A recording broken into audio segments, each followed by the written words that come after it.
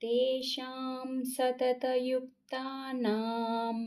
భజతాం ప్రీతిపూర్వకం దదామి బుద్ధియోగం తై ఏన మాముపయాంతి తే.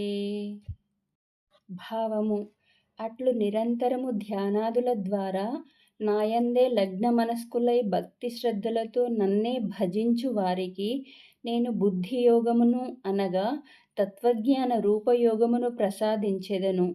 దాని ద్వారా వారు నన్నే పొందుదురు అని శ్రీకృష్ణ భగవానుడు అర్జునుడితో పలికెను.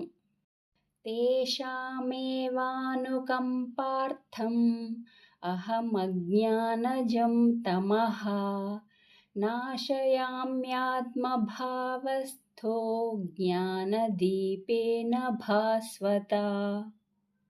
భావము: ఓ అర్జున, వారి అంతఃకరణములయందు స్థితుడనై ఉన్న నేను వారిని అనుగ్రహించుటకై తేజోమయమైన తత్వజ్ఞాన రూప దీపమును వెలిగించి వారి అజ్ఞానాంధకారమును పారద్రోలెదను అని శ్రీకృష్ణ భగవానుడు అర్జునుడితో పలికెను. అర్జున ఉవాచ: పరం బ్రహ్మ పరం ధామ పవిత్రం పరమం భవాన్ పురుషం శాశ్వతం దివ్యం ఆదిదేవమజం విభుం.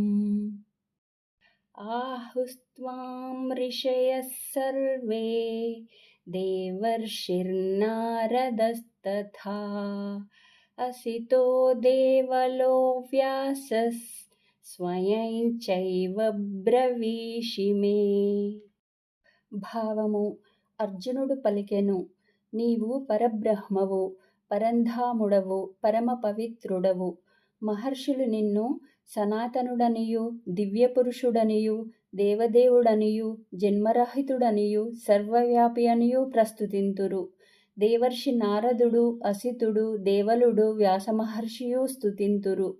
నీవును నాకు ఆ విధముగానే తెలుపుచున్నావు అని అర్జునుడు శ్రీకృష్ణ భగవానుడితో పలికెను.